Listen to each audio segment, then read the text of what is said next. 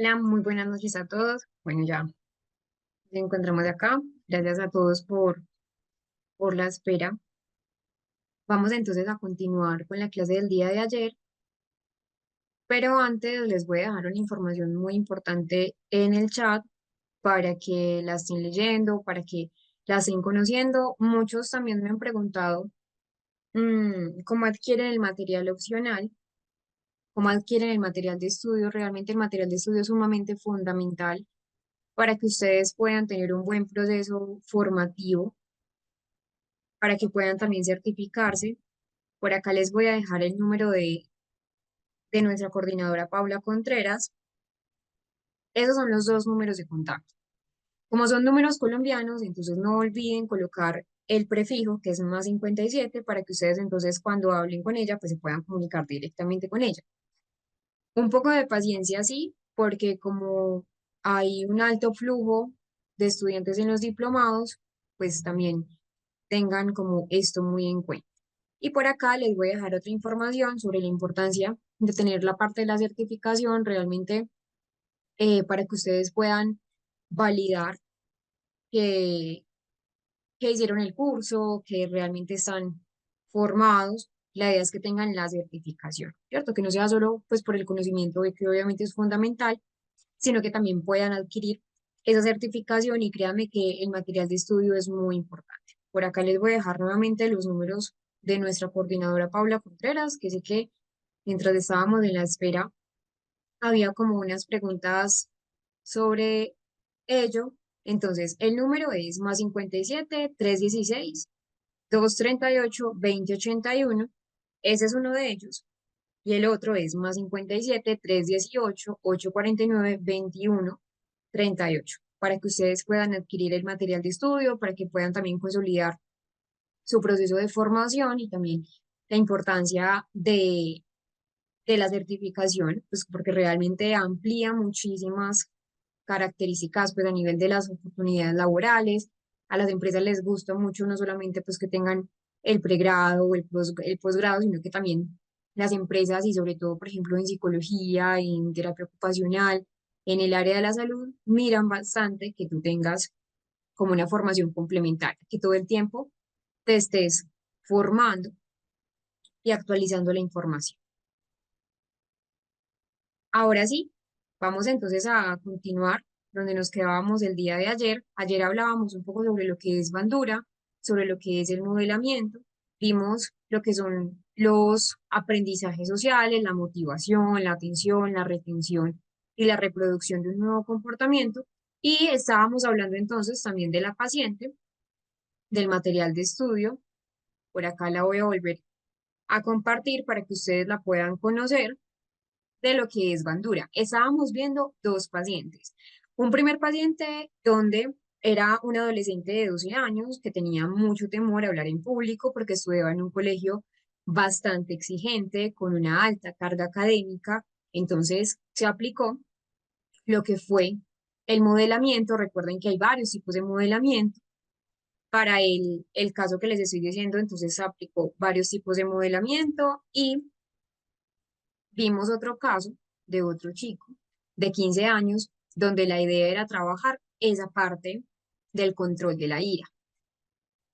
Entonces, recuerden que estábamos viendo lo que es el modelamiento en vivo, que en el chico de 12 años, que recuerden el nombre, era Daniel, 12 años, estudiaba en un colegio bastante exigente, pues la idea era seleccionar dos características que eran similares al paciente, pues con alguien similar. Entonces, de un par que tuviera la misma edad, el mismo nivel académico y que tuviera también una participación funcional en el aula, el modelamiento participativo, que es la fase intermedia, donde se trabaja mucho con esos juegos de roles. Acá el terapeuta modela esas conductas a través de la participación verbal, con componentes también de instigación. Entonces, por ejemplo, yo comienzo, luego comienzas tú, y así se van reforzando esos intentos de participación y se trabaja también con esa identificación de pensamientos automáticos asociados a esa exposición social, que era lo que tenía Daniel. Y ya en la parte más avanzada era hacer una jerarquía de participación en el aula. La idea ya era que Daniel en esa última fase, perdón, ya empezar a hacer preguntas, preguntas acordadas previamente con el docente para que pues Daniel en este caso respondiera en condiciones que estuvieran controladas, inicialmente con un apoyo, luego ya se hizo una pequeña atenuación de esos reforzadores. Resultados esperados bastante amplios. Hubo sí en Daniel un aumento de ese progreso de la frecuencia de participación, de la calidad también de participación en clase. Entonces se generalizó y que también con Daniel hubo una disminución de esas conductas de evitación de los contextos escolares. Por eso es sumamente indispensable comprender lo que es el concepto de modelamiento. Es un concepto que nos propone Bandura, que ayer mencionábamos y que, como les mencioné, pues también estábamos trabajando con el material de estudio. Por acá me estaban preguntando que cuáles eran los textos que estábamos viendo. Son estos, ya te los voy a mostrar, son estos. Entonces, Bandura, este caso clínico desde la teoría del aprendizaje social y técnica del modelamiento, ese fue el caso de Daniel. Y este ejemplo de caso clínico modelamiento del chico de 15 años que tenía dificultades para el manejo de la ira. Ahora vamos a ver a Albert Ellis con la reestructuración cognitiva. Entonces recordemos que ya pasamos de Bandura a Albert Ellis. Bandura tiene una teoría del aprendizaje social que es sumamente fundamental, pero que con Ellis pasa algo sumamente fundamental y es que Ellis ya nos introduce el término cognitivo. Ya con Ellis, en los años 50, ya descontento también de pronto de ese psicoanálisis tan ortodoxo que había en la época, no le funcionaba a sus pacientes y es así como Ellis empieza a desarrollar su propia teoría, su propio modelo y su propia técnica, que es la TREC, una terapia racional emotiva. Tiempo después ya al nombre de la TREC, al principio era TRE, T-R-E, se añadió una nueva letra, que sería la C, terapia racional emotivo conductual, y que ya pasa del estudio de pues los pensamientos o lo que es inconsciente a algo mucho más observable, pero también que tiene que ver con un contenido del pensamiento. Para Albert Ellis, para esa reestructuración cognitiva, nosotros teníamos dos tipos de pensamiento. Un pensamiento que son racionales, que son objetivos, que son contrastables, medibles, que son muy objetivos desde la realidad, muy apegados a la realidad, pero también para Ellis teníamos unos pensamientos que eran irracionales, es decir, pensamientos que son subjetivos, pensamientos que están basados solamente en creencias, en supuestos que no son comprobables, que no están basados en la realidad y que son desadaptativos. ¿Por qué para Ellis esos pensamientos irracionales son desadaptativos? Porque le ocasionan al paciente un malestar. Entonces, esa terapia racional emotivo-conductual de Albert Ellis, la TREC, es una forma de psicoterapia, es de corte breve, está vinculada, recuerden que estamos trabajando la segunda generación y que nos propone revisar esas ideas irracionales, esos patrones del pensamiento que están asociados a un malestar emocional. Y algo que yo les decía el primer día de clase y que siempre se los he mencionado es que tenemos una triada, pensamiento, conducta y emoción.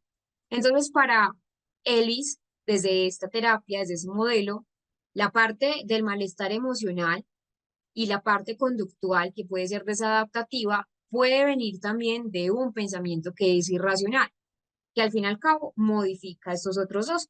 Entonces, Ellis decía que hay patrones irracionales de pensamiento que están asociados a la generación de un malestar a nivel emocional. Entonces, que para poder reemplazar esas creencias irracionales por otras más productivas, por otras más fehacientes, más vinculadas con la realidad, necesitamos cambiar esa percepción, hacer una reestructuración cognitiva. ¿Para qué? Para que el paciente pueda lidiar mucho mejor con sus problemas, aumentar sus habilidades para poderse relacionar, para vivir de manera más saludable. Entonces es una terapia que se basa en un supuesto de que nosotros culpamos erróneamente los eventos externos. Miren que es una terapia que también pues viene de un modelo muy estoico, que ya les he hablado mucho de lo que es la filosofía estoica, pero que se basa en el supuesto. Son los hechos, o más bien son los pensamientos que nosotros tenemos sobre esos hechos o sobre esos sucesos, los que nos van a traer a nosotros consecuencias negativas por la percepción que tenemos de esos hechos o de esos sucesos. Entonces, que nosotros culpamos erróneamente los eventos, eh, lo que la otra persona nos dice y que sufrimos o incluso tenemos infelicidades en nuestras vidas por esa percepción y la culpa errónea de los eventos externos de ese malestar. Entonces, para Albert Ellis hay algo importante y es que no son los eventos en sí mismos los que nos generan malestar, los que nos traen consecuencias negativas, sino la percepción, nuestras creencias irracionales. Porque para Albert Ellis es importantísimo las creencias irracionales, lo que creemos de una situación, lo que creemos de un evento en particular, lo que creemos de una persona, incluso lo que creemos de nosotros mismos, lo que nos ocasiona un malestar a nivel emocional. La TREC ayuda a los pacientes de maneras gigantescas. Ya les voy a explicar un poco esto, pero lo que quiero que también entiendan es que el objetivo de aplicación de la terapia racional emotiva no es que el paciente sea sumamente feliz, no es que el paciente vea todo de colores o de arcoíris, no. Es que el paciente vea las cosas tal como son, objetivas. Por eso la idea es develar lo que es más racional y que la idea o ese enfoque de la TREC se va a focalizar principalmente en lo que es el presente, lo que está viviendo el paciente en ese momento, con el objetivo entonces de poderlo ayudar, de poderlo ayudar a entender esos mecanismos, esos esquemas de pensamiento y esas creencias irracionales que le van a ocasionar al paciente malestar emocional. Entonces, estas creencias, a su vez, cuando son irracionales, cuando son disfuncionales, van a conducir al paciente a tener acciones, a tener comportamientos que son dañinos y que van a interferir con la vida, con la calidad de vida del paciente, con las metas en su vida, con su estabilidad emocional. Entonces, una vez para la TREC, una vez que nosotros identificamos, una vez que nosotros comprendemos estos pensamientos, estas creencias irracionales, y estas también acciones que podemos llamar acciones negativas pueden modificarse, pueden ser reemplazados por modos mucho más adaptativos para el paciente. Miren la palabra adaptativos, no positivos, no todo feliz y arcoíris, porque muchas personas de pronto malinterpretan lo que es la, la TRE. No es que el paciente vea todo positivo, es que el paciente tenga un componente objetivo y que la idea es reemplazarlos, reemplazar esas creencias irracionales por modos más productivos de pensar, por modos más eh, vinculados a la realidad y que el resultado pues no solo es que se dé algunos cambios de creencias o que solo se den algunos cambios de ideas, no, sino que el paciente tenga una nueva perspectiva de la vida en general. Y es acá cuando les menciono que la TREC ayuda a los pacientes en qué. Primero es que puede ayudar a manejar adecuadamente esas emociones que, entre comillas, son emociones negativas. Ojo, acá, ya ahora hay un término que no se usa y es de pronto separar emociones negativas con emociones positivas. Ya eso no se usa, ya se usa, pues todas las emociones son funcionales, nos funcionan para algo. Y es en relación a cómo las usamos en el medio es cuando se vuelven, entre comillas, negativas o disfuncionales. Pero entonces, para que me entiendan, para la TREC es manejar adecuadamente la ansiedad, la depresión, el sentimiento de culpa, la ira extrema que a veces pueden tener muchos pacientes, ayudarlos a manejar mucho mejor, porque para él hay algo y es que él decía que nuestra ansiedad, nuestra depresión, nuestro sentimiento de culpa, incluso el comportamiento ya de ser agresivo o la ira extrema viene de unas creencias que son irracionales y que algo las enciende. Para la TREC pues para la terapia, ayuda a los pacientes a cambiar esas conductas que son estresantes, que son las autollamados autosaboteos. ¿Cómo sería una conducta de autosaboteo? Entonces, la agresión, hábitos alimenticios que son dañinos, la procrastinación, que de hecho también estábamos hablando de Juan, el paciente que procrastinaba, que van a interferir con la calidad de vida del paciente y esa capacidad para alcanzar metas. Ojo acá, porque también se los mencionaba cuando estábamos trabajando el caso de Juan, y es que no todo paciente que procrastine es una conducta de autosaboteo. Hay varios tipos de procrastinación. Una procrastinación por ansiedad y una procrastinación, por ejemplo, por TDAH, por una parálisis por funciones ejecutivas. Entonces hay que saber identificar si esa procrastinación se puede considerar como una conducta de autosaboteo vinculante con la ansiedad. Que al fin y al cabo, pues las conductas de autosaboteo lo que van a hacer es interferir con la calidad de vida, con la capacidad del paciente para alcanzar ciertas metas y que también la idea es eso, identificar esas creencias, esos patrones rígidos de pensamiento. ¿Qué son los patrones rígidos de pensamiento? Para ELIS, para este modelo, para la TREC, son los tengo que o los deberías. Un ejemplo, pues son creencias rígidas, son creencias inflexibles sobre cómo debo ser yo o sobre cómo deben ser los demás. Un ejemplo de una creencia de pronto rígida, un patrón rígido de pensamiento es como yo soy puntual, tú debes ser puntual, o y si no lo eres, eres sancionable, o todas las personas deben ser fieles, o todas las personas deben actuar de una manera u otra, son los tengo que, los deberías. Y que, pues, este tipo de pensamiento que son tan rígidos, lo que hacen es que el paciente tenga una inflexibilidad excesiva, que tenga una autocrítica, que si, por ejemplo, él no lo cumple o otra persona no lo cumple, entonces ya es digno de rechazo o es digno de sanción. Y realmente, hasta cierto punto, muchos pacientes tienen esos pensamientos rígidos. Un pensamiento rígido es, eh, que de hecho me lo decía una vez una paciente, que nunca se me olvida. Me decía, si yo soy buena estudiante, ¿por qué los demás no pueden ser igual a mí? ¿Por qué los demás no pueden ser también buenos estudiantes? Entonces es eso, es como una regla, una creencia rígida, inflexible, que lo que hace es que rechacemos a los demás. Entonces, por eso les decía, no hay una capacidad para alcanzar metas. Entonces, no voy a tener un buen proceso de relacionamiento porque al menor, eh, a la menor ruptura del tengo que de otro o el otro debería que, pues se van a dar relaciones interpersonales nulas o bajas.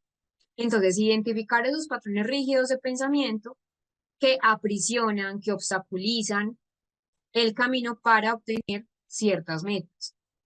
Vamos a ver entonces un ejemplo de lo que podría ser eh, esta parte de las creencias irracionales de Albert Ellis.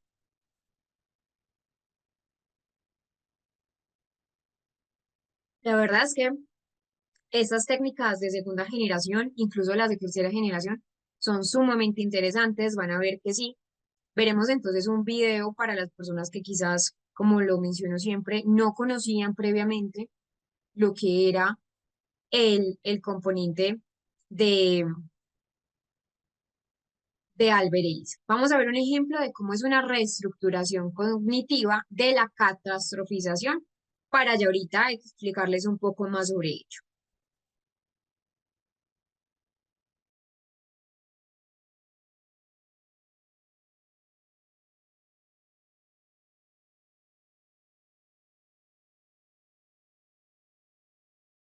Bueno, entonces, ¿qué entendemos por, en general, de lo que ya hemos visto, por la reestructuración cognitiva de Albert Ellis? Entonces, Ellis nos propone que es una técnica, pues, que de hecho es muy fundamental desde esa segunda generación, desde ese segundo modelo de terapia, donde siempre el objetivo es identificar, el objetivo es cuestionar, el objetivo es modificar esas creencias irracionales que generan emociones, que generan comportamientos disfuncionales en el paciente. Hay unos principios básicos de la reestructuración cognitiva que vamos a ver. El modelo ABC. Ya vamos con ello porque es una técnica fundamental para poder comprender y para poder aplicar muy bien la reestructuración cognitiva. Entonces, en general hemos visto que la TREC ayuda de diferentes maneras. eh, ya hemos visto que ayuda con la ansiedad, con la depresión, con la culpa, con la ira extrema. Ya les voy a compartir nuevamente la pantalla en donde estábamos y estábamos acá. Pero también nos ayuda y que hay muchos ejercicios mentales y conductuales que se deben aprender para poder trabajar esos pensamientos, para poder que el paciente sepa y logre identificar cuáles son sus creencias irracionales y que recuerden, los logre reemplazar con pensamientos mucho más constructivos, más objetivos. La TREP, entonces, hace uso de muchas herramientas como tal.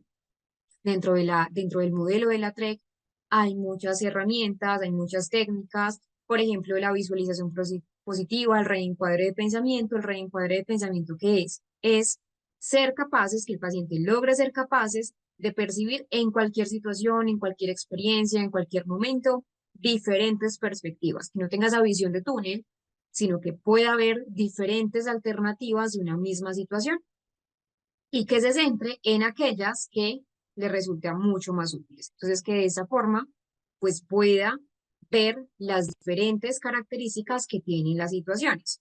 Acá es donde vemos en esas técnicas ABC. Entonces, ¿qué es la técnica ABC? Albert Ellis nos decía lo siguiente: las personas no son conscientes de que muchos de sus pensamientos acerca de sí mismos son irracionales y que afectan negativamente la manera de conducirse, de relacionarse ante las situaciones de la vida. Tenemos entonces A, B y C. A son los acontecimientos activadores. B son las creencias y los pensamientos que tenemos sobre esos acontecimientos. Y C son las consecuencias, tanto emocionales y conductuales. Entonces, A es el acontecimiento activador, cualquier situación que desencadene una respuesta a nivel emocional. B son esas creencias, es decir, esas interpretaciones de las situaciones que pueden ser racionales o que pueden también ser irracionales, porque se pueden ver desde esas dos perspectivas. Y tenemos que serían esas consecuencias emocionales y esas consecuencias también conductuales, que son esas respuestas emocionales o comportamentales que se derivan de sí, que se derivan de las creencias. Entonces recuerden, no es el evento o no es la situación lo que genera las emociones, sino esa interpretación que hacemos del evento en sí. Y acá tenemos entonces una triada, que esta triada realmente pues no es única y absoluta de Albert Ellis, también nos lo explica Beck, pero que tenemos una visión negativa sobre el mundo, una visión negativa sobre el futuro y una visión negativa sobre sí mismo. Veamos entonces este ejemplo para ya llevarlo a la práctica. A representa el acontecimiento activador que aparece a primera vista como un desencadenante o un antecedente de ese, que serían las consecuencias emocionales y conductuales. Y aparece B, donde son esas creencias y esos pensamientos que tenemos sobre A. Una identificación de creencias irracionales es, por ejemplo, y que ya lo vamos a ver, Ellis nos da varios tipos de pensamientos disfuncionales. Un ejemplo, demandas absolutistas, como debo ser perfecto, los demás tienen que tratarme bien, la catastrofización, entonces si fallo en esto, va a ser el fin del mundo. Otra es la baja tolerancia a la frustración, donde no soporto que las cosas no salgan como quiero, tal y como yo lo planeé. Un etiquetado global, ya las vamos a ver cada una de ellas. Las etiquetas globales consisten en soy un fracaso, soy un inútil, o los demás son inútiles, los demás son un fracaso. Entonces, la idea es esa, identificar cuáles son esas creencias que tenemos sobre esos eventos activadores, recuerden, y que desembocan al fin y al cabo en una consecuencia emocional y conductual. Supongamos que una persona todo el tiempo esté pensando en una creencia irracional, la que les acabo de mencionar, la catastrofización: si fallo en esto, entonces será el fin del mundo; si fallo en esto, me van a echar del trabajo. E imagínense que una persona todo el tiempo esté teniendo esa creencia irracional.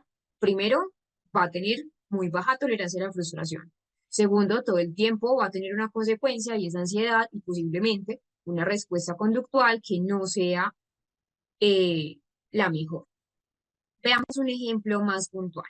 Supongamos que él se llama Albeiro, un ejemplo. Entonces Albeiro entra por primera vez a un lugar, entra a una fiesta, no conoce a nadie, algunos los conoce, otros de pronto no. Entonces Albeiro llega a un lugar donde hay muchos desconocidos y siente inmediatamente las miradas cuando entra en la fiesta, cuando entra en la habitación. Ese sería A, ¿cierto? El evento activador. Según el tipo de interpretación que este señor haga de las cosas, haga del evento, recordemos que el evento es ver a varios desconocidos que lo están mirando fijamente, pues imagínese que él piensa de dos formas. Supongamos que en la primera forma que piense es que dice, ah, me están observando porque estoy bien vestido, les llama la atención mi camisa, estoy bien combinado, les gusta mi peinado o me miran porque no me conocen y es como lo natural cuando uno ve algo novedoso. Ese es el primer pensamiento. Ese primer pensamiento, ¿a qué lo lleva? A que Albeiro se quede en la fiesta, a que Albeiro pueda continuar disfrutando porque tiene una creencia racional, una creencia racional. ¿Por qué? Porque si él piensa lo siguiente, que ya de ahí voy al segundo pensamiento, él piensa, me están evaluando negativamente, los demás me están mirando porque no les gusta mi camisa o no les gusta mi pantalón, o tengo el pelo de una manera que de pronto no es el ideal, en fin, muchísimas cosas. Entonces, inmediatamente si Albeiro piensa eso, ¿qué va a hacer? Muy posiblemente esa creencia irracional. ¿Irracional por qué? Porque es que él no tiene cómo leer la mente de las personas que están en la fiesta para darse cuenta que lo están evaluando de manera negativa. Entonces, él con este pensamiento, que es el segundo que les menciono, la segunda opción, se puede ir de la fiesta, puede estar abrumado toda la fiesta, sintiendo culpa, vergüenza. Entonces, miren, que dependiendo de cómo este señor Albeiro tenga la creencia, piense el momento en el que está, va a actuar de una manera u otra. Ahí, en función de sus pensamientos, en función de sus creencias, es que vamos a actuar de una manera diferente o no. Vamos a hacer este ejercicio. Este es muy sencillo, este es diferente, pues es un poco más corto del que vamos a trabajar, pero la idea es que vayamos en el discurso clínico identificando cuáles son los pensamientos de los pacientes. Veamos lo siguiente. Entonces, David está perturbado, pues obtuvo malos resultados en un trabajo que realizó. David piensa que no es buen trabajador.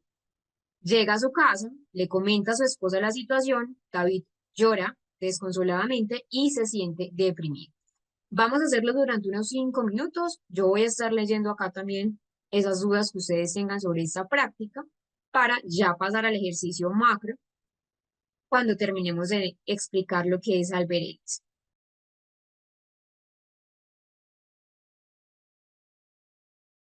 Respuesta, por acá también estaba viendo que había muchas respuestas correctas, muchas respuestas acertadas, entonces David está perturbado porque obtuvo malos resultados en el trabajo. Entonces, ¿cuál es el evento adverso? El evento adverso es obtener malos resultados en el trabajo, ¿cierto? La creencia que tiene David es que si obtiene malos resultados o como obtuvo malos resultados, entonces no vale como persona. Acá es una etiqueta, entonces, como fui malo o hice mal el trabajo, entonces soy mala persona. La consecuencia es que David se siente deprimido. Así, es un ejemplo clásico de cómo se pueden ver esas creencias irracionales desde la técnica ABC de Albert Ellis. Pero para Ellis, esta terapia racional emotiva no se queda ahí. La idea con la TREC es tener en cuenta ABC, que recuerden acontecimientos, hay que operacionalizar un poco lo que son los pensamientos de los pacientes, pero también B, creencias irracionales, ideas poco realistas, C, consecuencias, que son esas emociones y conductas, y luego añade Ellis lo siguiente, de cuestionar esas creencias irracionales, este nos toca a nosotros como terapeutas, y la parte de que serían esas nuevas creencias racionales. ¿Qué mencionaba Albert Ellis? Decía lo siguiente, todos tenemos creencias, es la forma en cómo nosotros entendemos el mundo, todos tenemos la percepción muy diferente. De hecho, pueden ser dos gemelos. Los gemelos tienen mismas vivencias, los gemelos tienen la misma crianza, obviamente, pues si se levantan juntos, tienen los mismos padres, muy posiblemente la misma escuela, muy posiblemente los mismos compañeros, los mismos docentes de clase, pero una percepción muy subjetiva del mundo. De hecho, esto me trae a colación un caso clínico de hace ya algún tiempo. Eran dos gemelos, los gemelos habían vivido siempre juntos, nunca se separaron, siempre fueron muy unidos, pero sus padres se separaron. Para uno de los gemelos, esto era algo catastrófico. Para uno de los gemelos, realmente, entonces mencionaba que sus padres eran lo peor, que sus padres eran, o que sus padres no los querían, que sus padres eran padres muy malos, pero tenía la otra versión que era su hermano. Es decir, pues uno de los hermanos tenía un etiquetado global, ¿cierto? También tenía, por ejemplo, una catastrofización que decía como que ellos me fallaron, va a ser el fin del mundo, pero tenía la otra versión del hermano gemelo, que el hermano gemelo decía, bueno, también tengo la misma situación, pero yo no lo veo así. Mis papás se separaron porque eran, pues estaban ya en conflicto, o no se entendían muy bien y ya, pues no era bueno para la familia. Entonces, miren que de una misma situación, dos gemelos vivieron lo mismo, la misma crianza, tenían una percepción muy subjetiva de lo que era el mundo, tenían una creencia muy diferente de lo que era el evento, que en este caso el evento era, o el acontecimiento era la separación de sus padres.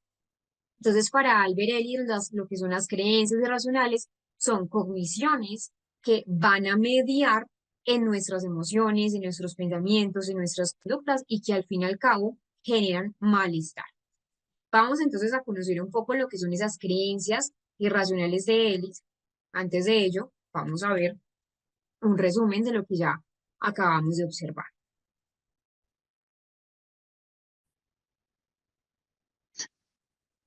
Tenemos entonces las creencias irracionales de Albert Ellis. Al principio, él nos aporta 11 creencias irracionales. Posterior, ya nos da tres grupos de creencias irracionales para mayor facilidad. Entonces, en general, esos tres grupos de lo que son las creencias irracionales son creencias básicas de uno mismo, de cómo deberían ser los demás o cómo debería ser el mundo, cómo debería ser la vida misma. Ellis empieza entonces a crear esta serie de creencias irracionales. Al principio, como les digo, vienen a ser 11, ya posterior se reúnen en tres. Tenemos muchas creencias irracionales. Una persona puede tener varias creencias irracionales al tiempo. No es que si tengo esta, entonces es mutuamente excluyente con esta. No, una persona puede tener varias creencias irracionales, incluso muchas creencias de ellas. Entonces, desde la TREC se identifica, o la idea es que se identifiquen esta serie de creencias que generan emociones que no son buenas, emociones entre comillas negativas, conductas que van a ser disfuncionales y que para Ellis son estas 11 creencias las que provienen de exigencias rígidas, de exigencias absolutistas que las personas se imponen a sí mismas, que las personas se imponen o imponen a los demás y también imponen al mundo, esa triada que les mostré ahora. Una, que es la primera, es debo ser amado y debo ser aprobado por todos. Esta creencia, una necesidad extrema para el ser humano adulto, el ser amado, el ser aprobado, el ser reconocido por las personas significativas de su entorno. Entonces, ¿cuál es la creencia? Necesito la aprobación de todas las personas importantes en mi vida para poder considerarme valioso. Y recuerden que toda creencia tiene una consecuencia. ¿Cuál va a ser la consecuencia? Ansiedad, baja autoestima, una dependencia a nivel emocional. Entonces, esto son los desencadenantes.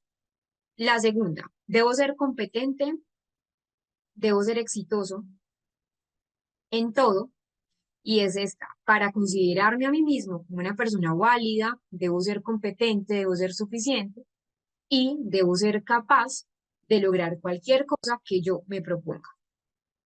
Es una creencia de si no soy excelente en todo lo que hago, entonces soy un fracaso completo.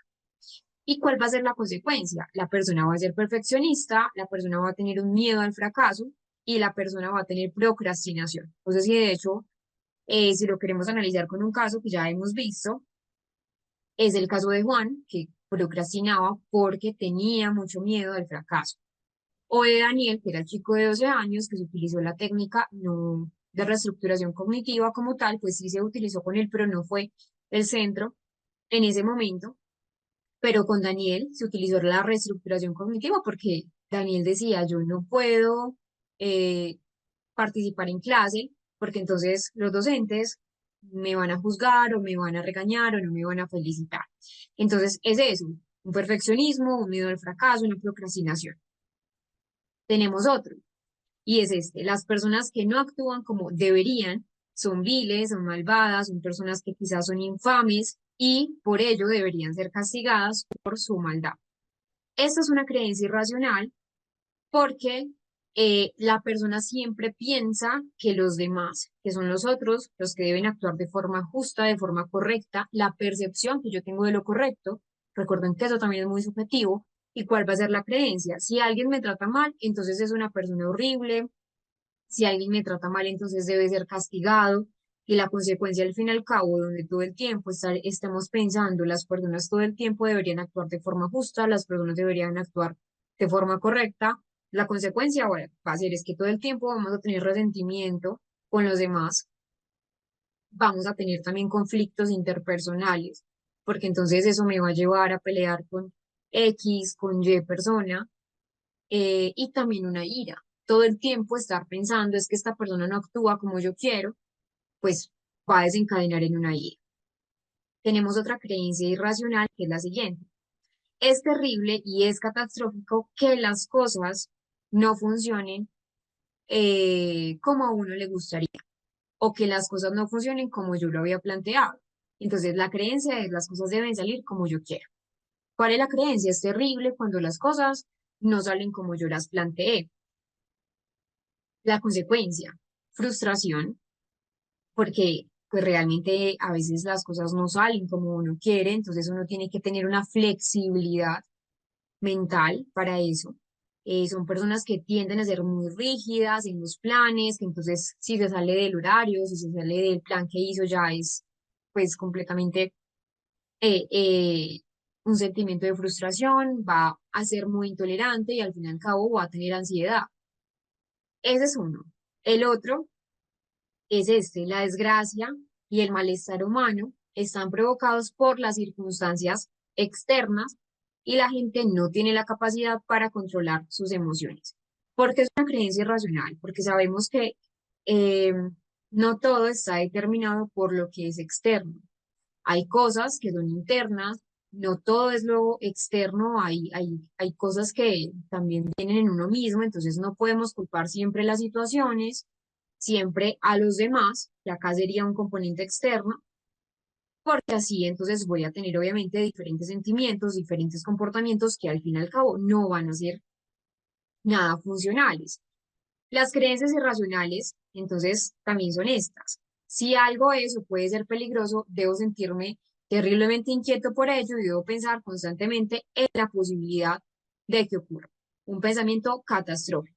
Entonces, acá es que, eh, eh, pues siempre va a haber algo negativo, si me monto a un bus, entonces ya inmediatamente voy a pensar en la posibilidad de que ese bus se choque, si me monto al metro, entonces voy a tener la posibilidad de que todo el tiempo el metro falle, ¿sí? Es decir, siempre pensando en catastrofización, en pensamientos catastróficos, en pensamientos negativos, y todo el tiempo la persona va a estar ansiosa, todo el tiempo la persona va a estar hipervigilante, mirando qué va a pasar, qué no va a pasar. Hay otras que se pueden resumir en las siguientes, y es, por ejemplo, que el malestar emocional o el malestar es insoportable y no puedo soportarlo. ¿Cuál es la creencia? Si algo es difícil, si algo es doloroso, no puedo soportarlo y debo evitarlo a toda costa. Una consecuencia es que la persona va a ser evitativa, la persona no va a tener una buena capacidad de resiliencia, hay falta de resiliencia en ese malestar insoportable y no puedo soportarlo, que sería la creencia. Y hay una dependencia también a esa gratificación inmediata. Hay otra es que el pasado determina mi presente y el pasado determina mi futuro. Sería esta novena. Lo que me ocurrió en el pasado seguirá afectándome toda la vida. seguirá afectándome siempre, pues que el pasado es determinante. La creencia es, un ejemplo, un paciente te puede decir, tuve malas experiencias en el pasado, eh, seguiré siendo infeliz y no puedo cambiar. O tuve malas relaciones en el pasado, me fueron infiel y todo el tiempo que yo consiga a una pareja me va a seguir siendo infiel. Es decir, el pasado determina siempre mi presente y futuro y la consecuencia es que la persona va a estar todo el tiempo con desesperanza, el victimismo también se puede ver acá como una consecuencia y una evitación al cambio.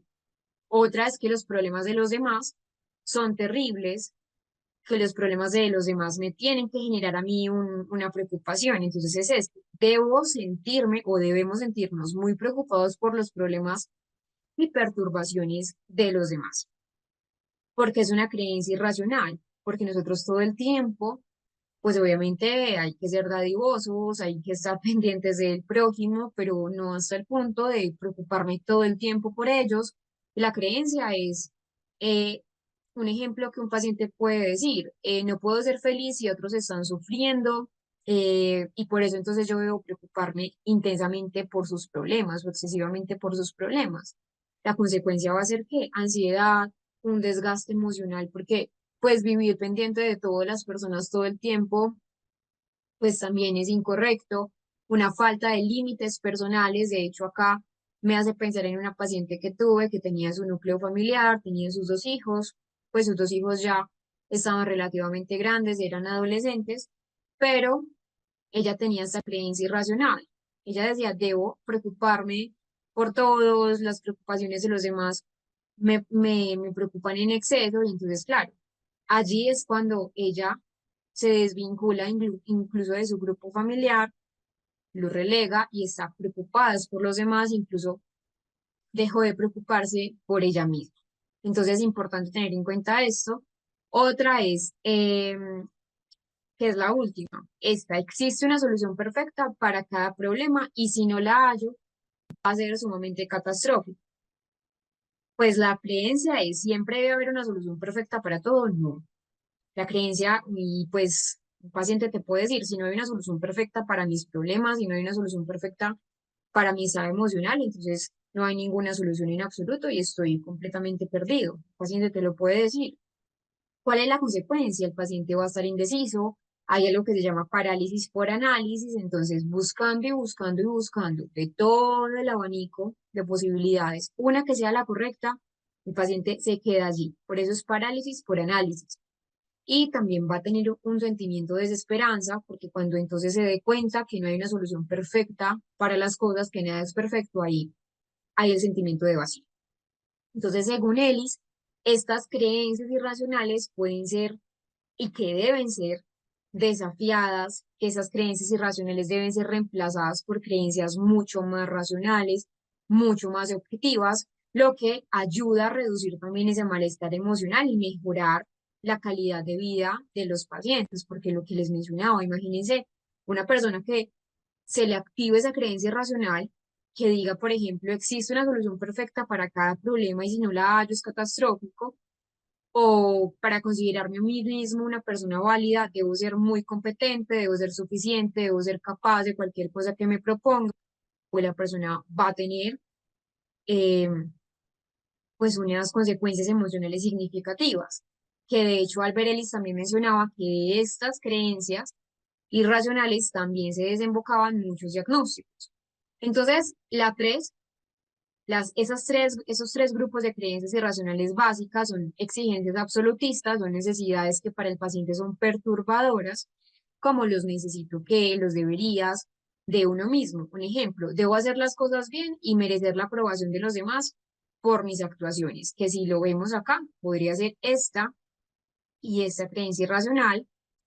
Otras personas, pues de otras personas, deben actuar de forma agradable, una persona debería actuar de forma considerada y justa, la vida y el mundo, que sería una creencia irracional. Entonces, debo ofrecerme el mundo o la vida, debe ofrecerme unas condiciones buenas y fáciles para que pueda conseguir lo que quiero sin mucho esfuerzo o sin mucha incomodidad. Entonces, a esto Albert Ellis le llamaba creencias irracionales porque realmente, eh, pues, Muchas personas la tienen. De hecho, pues incluso sin ir a terapia, muchas personas podemos tener creencias irracionales, que al fin y al cabo desembocan en dificultades a nivel general.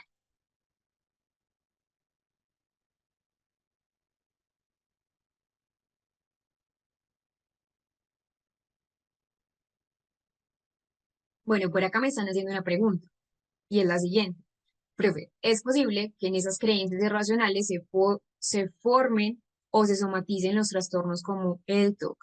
Que también me la habían hecho, de hecho, en la otra corte, y sí, es muy buena pregunta. Esas creencias irracionales pues juegan un papel muy importante en esa formación, en ese mantenimiento, hasta incluso en la somatización de varios trastornos psicológicos, incluyendo este que me preguntas, que es el trastorno obsesivo compulsivo, TOC. Entonces, ¿cómo se da eso en el TOC? ¿Cómo se dan esas creencias irracionales en el TOC? En el TOC, muchas veces esas obsesiones, que son esos pensamientos intrusivos, que son recurrentes, que son muy angustiantes para el paciente que tiene TOC, están sostenidas por esas creencias irracionales, creencias disfuncionales. Por ejemplo, una creencia irracional en una persona con TOC puede ser: si no controlo mis pensamientos, algo malo va a pasar y será mi culpa. Y el resultado es que, claro, la persona comienza a hacer compulsiones para, entre comillas, en el TOC, neutralizar ese pensamiento, como lavarse las manos, revisar que si cerró la cerradura 4 veces, repetir palabras una y otra vez, y que también hay una somatización, el cuerpo también responde, hay una tensión muscular, hay una fatiga, hay dolores neuromusculares, pues en el TOC hay mucho insomnio también.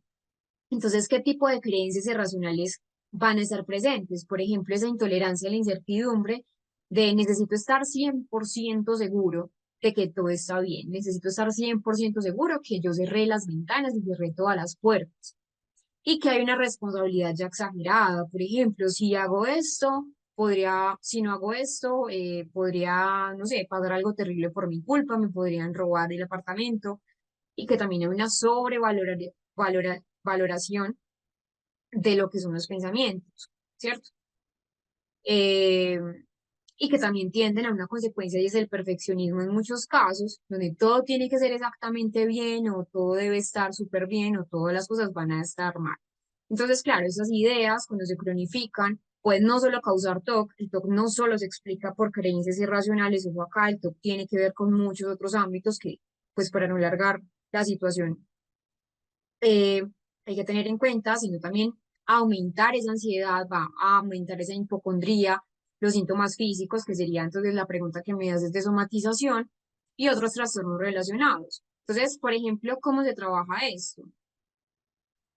Desde la terapia cognitivo-conductual, desde la TREC que estamos viendo, se deben identificar, se deben reestructurar esas creencias para en el TOC específicamente, que es lo que tú me estás preguntando, para poder reducir la ansiedad, para reducir esos síntomas, y que también, de hecho, por ejemplo, en pacientes que tienen trastorno obsesivo compulsivo, se trabaja mucho con exposición, con prevención de respuestas, que por las siglas la EPR, y es muy buena en el caso del TOC. Pero en general, es validar que no solamente son en el TOC específicamente lo que son creencias irracionales, sino que también tiene otros miles de aspectos que de hecho el TOC es difícil de comprender. Es decir, es un tema largo, largo, pero que sí, desde la pregunta que me haces, se puede, pues esas creencias irracionales en pacientes con TOC formen o somaticen varias características. Bueno, vamos entonces a entrar a nuestro descanso. Les recuerdo entonces esta información que es sumamente importante para muchos que también me han preguntado, y es esta. Recuerden que ese es el número de la coordinadora Paula Contreras, dos números, +57, esos son los números, y acá la importancia de la certificación para que ustedes también puedan crecer a nivel profesional, a nivel académico, que tengan también pues una validez del curso, y la importancia del material de estudio para que puedan también trabajarlo luego y que puedan tener un buen proceso formativo. Vamos a ir a nuestro descanso para que entonces eh, más adelante, ahora en unos momentos, podamos trabajar sobre lo que es el caso desde la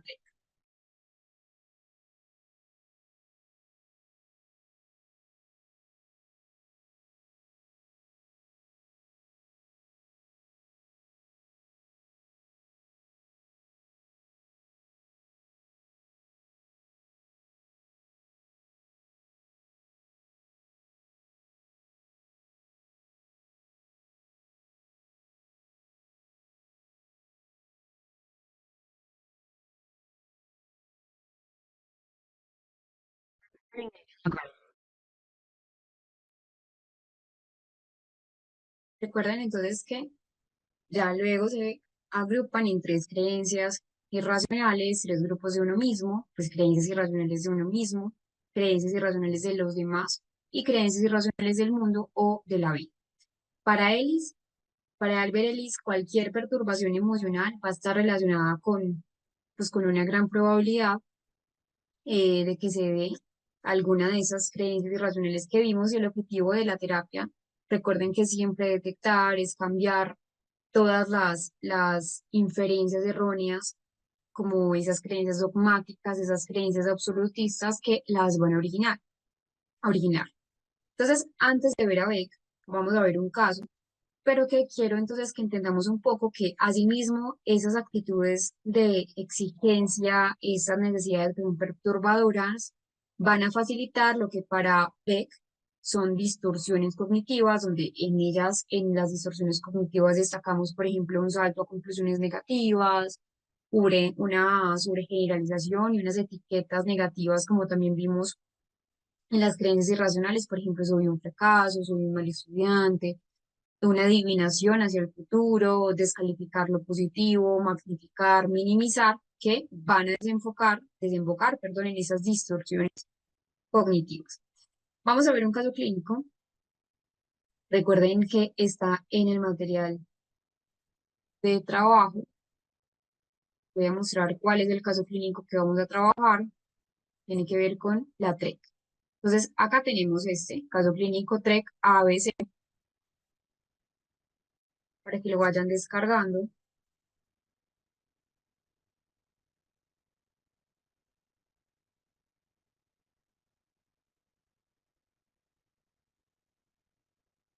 Es este, ABC, caso clínico de análisis. Ese es uno, pero también tenemos otro que por acá les puse. Este tenemos dos, entonces TREC, ABC, caso clínico, este es uno, y este es otro, caso clínico para el análisis desde el modelo ABC. Son preguntas para ustedes. Entonces, revisemos esto. La idea es que tengamos este. Laura Ruiz, 24 años. Laura era estudiante universitaria, estaba en el último semestre de psicología y pedagogía y tenía una ansiedad intensa que estaba asociada a una exposición frente a sus compañeros. Tenía miedo a las exposiciones orales en el contexto académico. Veamos el contexto clínico. Laura acudió a consulta psicológica por recomendación de una docente, quien ha observado una fuerte evitación hacia actividades de exposición oral en clase. A pesar de su buen rendimiento académico en otras áreas, la paciente refiere experimentar una intensa ansiedad anticipatoria ante las presentaciones, que incluye síntomas físicos, cognitivos y conductuales. Durante la primera entrevista clínica, Laura comparte el siguiente relato, el cual será utilizado para que ustedes puedan identificar esos componentes del modelo ABC que nos propone Ellis. Entonces, la idea es que leamos este relato y que podamos responder esas preguntas. Vamos a tener una actividad de 7 minutos. Que a partir de este discurso ustedes logren A, mirar cuáles son los antecedentes activadores, qué situación concreta desencadena esto en Laura. B, cuáles son las creencias de Laura, los pensamientos y las creencias irracionales que vimos. Y C, cuáles son esas consecuencias. Este es algo que todavía no lo van a utilizar, lo que es de disputa, nueva creencia o respuesta afectiva, no, eso todavía no, aunque si lo quieren ir adelantando lo pueden hacer, si tienen el conocimiento previo, lo que sí van a hacer es A, B, C, que ya trabajamos en Alberelis, para que yo pueda ver sus respuestas y vea también cómo ha sido la parte del aprendizaje. Para ello, vamos a destinar unos 7 minutos aproximadamente para que ustedes vayan trabajando, leyendo el caso y colocando las preguntas.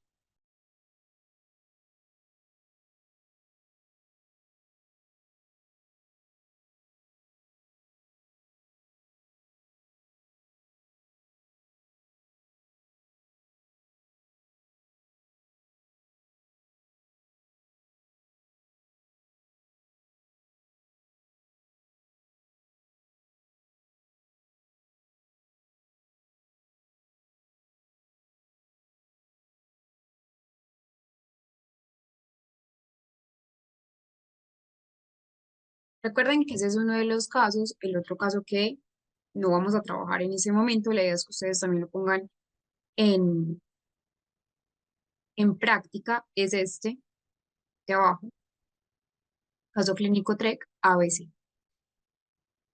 Tenemos entonces a Sebastián Gutiérrez, tiene 32 años, ingeniero de sistemas, era soltero, dice lo siguiente: me siento un fracaso y no he podido superar los errores que cometo en el trabajo.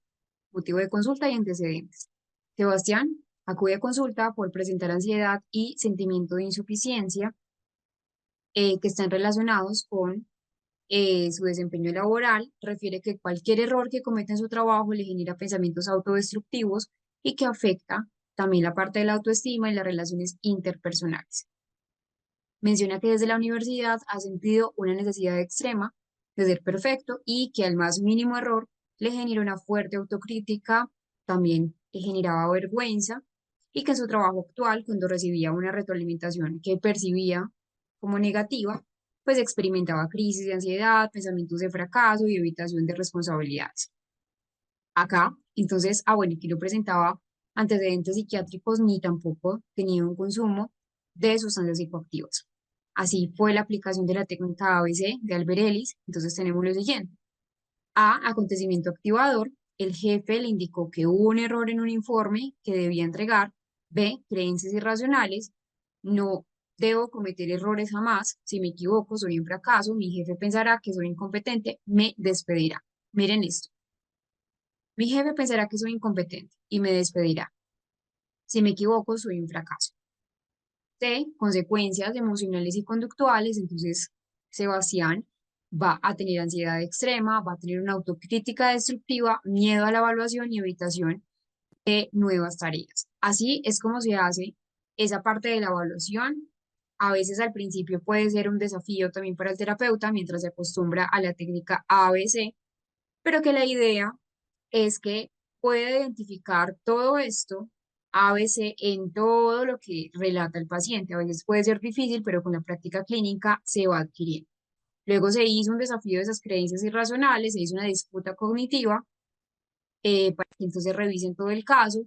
Realmente la evolución y los resultados fueron buenos, hubo una reducción en Sebastián que fue significativa de la ansiedad, también hubo una mayor disposición de aceptar esos desafíos a nivel laboral. Entonces los dejo ahí para que lo puedan conocer en el material de opcional y el material de estudio, el caso clínico desde la TEC. Recuerden que para que puedan obtener el material de estudio, tienen acá los contactos de la coordinadora PA.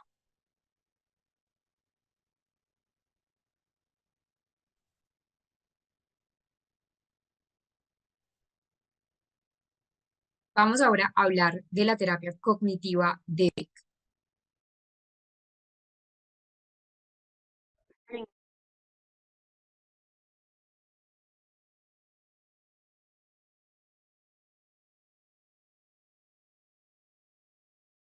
Beck. Entonces, nos crea o desarrolla esta técnica o este modelo en 1960. Nos dice entonces que nuestro sufrimiento se da por la interpretación, por una valoración que es subjetiva que nosotros hacemos de los sucesos. Y que ante una situación nosotros siempre vamos a emitir una respuesta en forma de pensamientos automáticos que así percibimos, que así clasificamos y que así interpretamos y le damos significado a las cosas a través de esos esquemas cognitivos, que son supuestos previos que se van creando a lo largo de nuestra vida. Ahí es cuando Beck habla de las distorsiones cognitivas.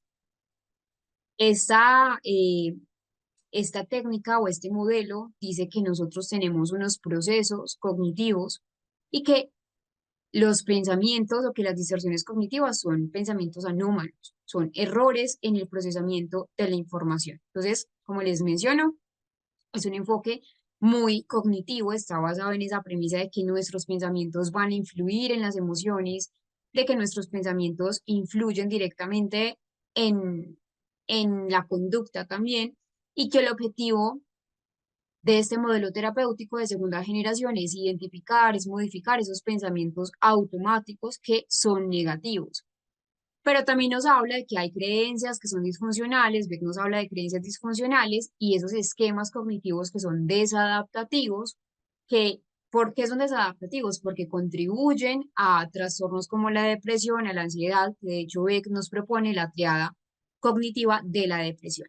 Entonces hay unos principios muy clave en la terapia cognitiva o en el modelo de Beck y es que es un modelo muy cognitivo, es decir, la interpretación que hacemos de los eventos eh, es la que va a influir en nuestras emociones, en nuestros comportamientos, más que el evento en sí mismo. También nos habla de lo que son los pensamientos automáticos que les acabo de mencionar hace un segundo, y son esas ideas, ideas espontáneas, ideas rápidas, que pueden ser irracionales o que para Beck son distorsionadas. Beck nos habla de distorsiones, Ellis, que fue el que acabamos de ver, irracionales. Entonces esas distorsiones cognitivas son patrones de pensamiento que son erróneos, que son anómalos, como por ejemplo la sobregeneralización, el pensamiento dicotómico, ya los vamos a ver cada una, la catastrofización, pero acá me estoy adelantando un poco y es que Beck no solo nos dice, bueno, hay creencias, perdón, hay distorsiones cognitivas, hay pensamientos automáticos, no. Nos dice, también nosotros tenemos unas creencias nucleares y unos esquemas, que son esas ideas más profundas, son esas ideas más arraigadas que nosotros tenemos de uno mismo, del futuro, del mundo, de los demás, y que también esas creencias nucleares influyen en nuestros pensamientos automáticos. Acá también se habla de la reestructuración cognitiva, que implica que también nosotros ayudemos al paciente a identificar eh, esas distorsiones cognitivas, a que lo ayudemos a evaluar y que modifiquemos también esos pensamientos que el paciente tiene como negativos para generar respuestas mucho más adaptativas. De hecho, acá son técnicas muy cognitivas, pero también se utilizan técnicas conductuales que se van a combinar, por ejemplo, con estrategias cognitivas para modificar esos patrones de comportamiento que, recuerden, son desadaptativos. Estos son algunos de los aspectos que nos propone Beck, que son distorsiones cognitivas, pensamientos negativos que provocan una conducta que es desadaptativa, una conducta inadecuada, ya las vamos a ver más a fondo. Pero Beck también nos dice lo siguiente, las personas con depresión tenían pensamientos negativos o tienen pensamientos negativos en tres niveles, de sí mismo, del mundo y del futuro. Y ahí es cuando surge esa triada cognitiva.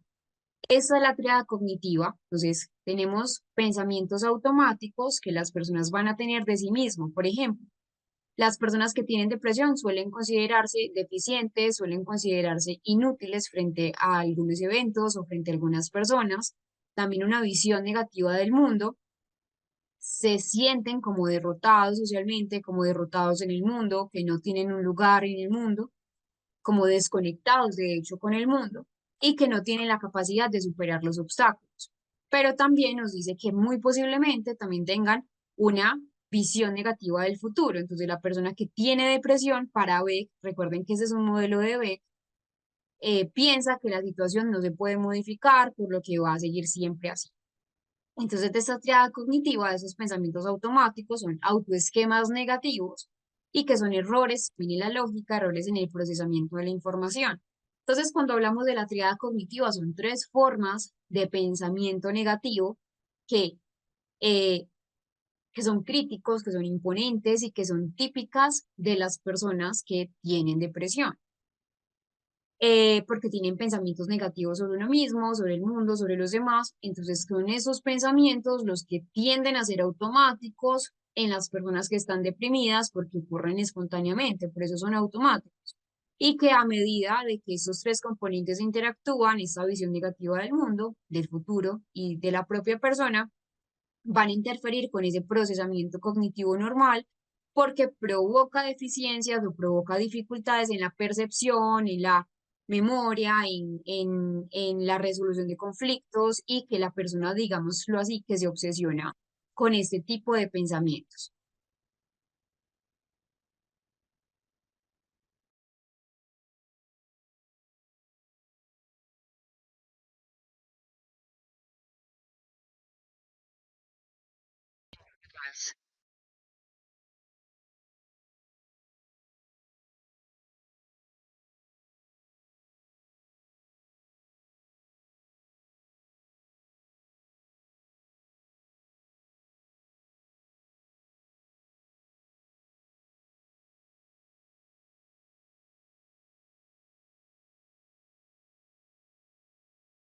Tenemos entonces las distorsiones cognitivas.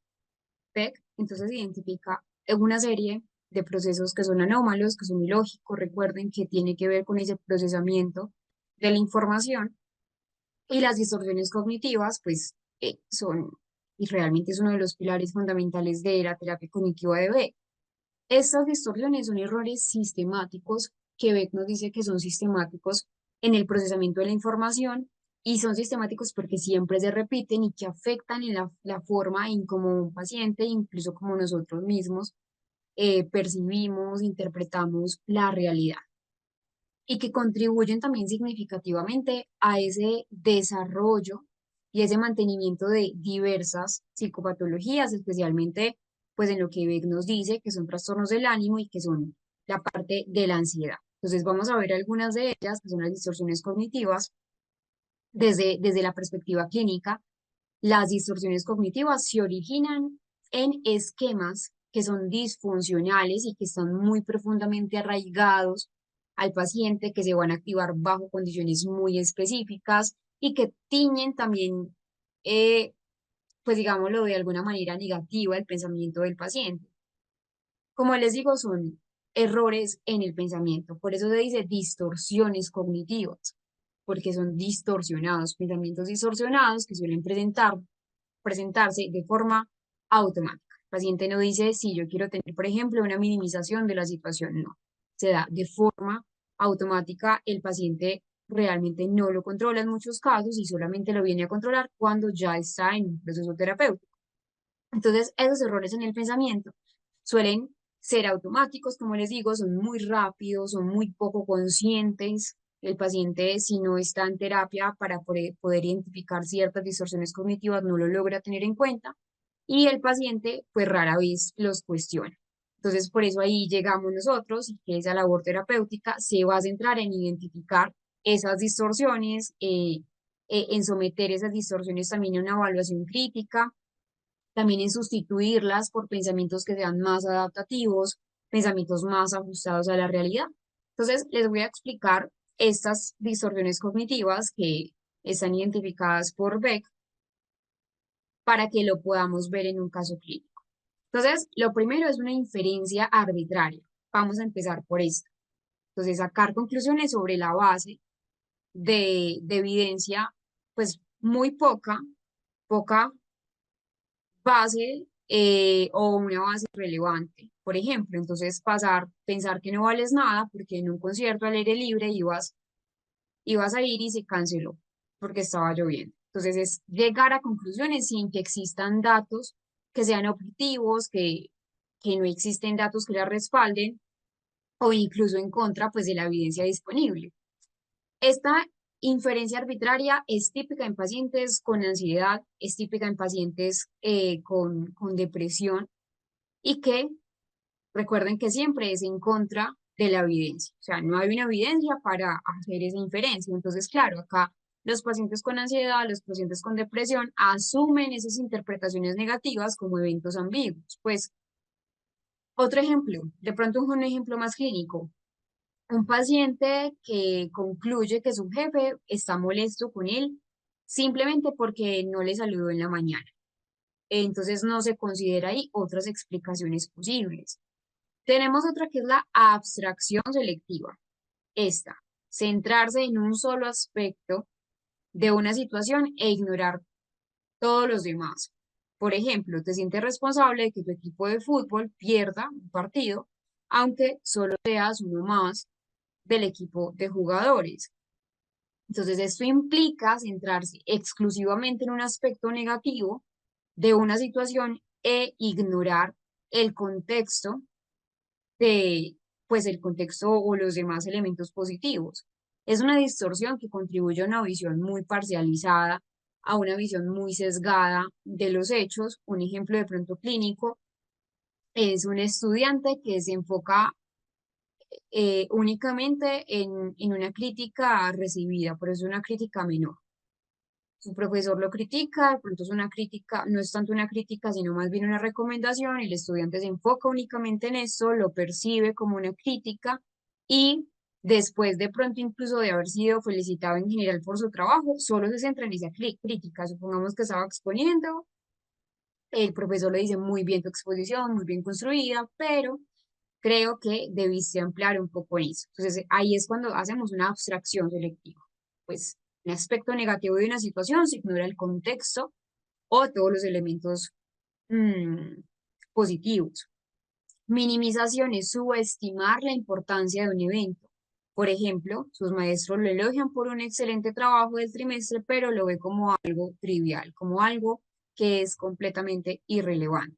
Entonces, esa sobregeneralización, perdón, la minimización, que puede ser vista magnificación y minimización, es un error se manifiesta en la tendencia de exagerar, que sería magnificar.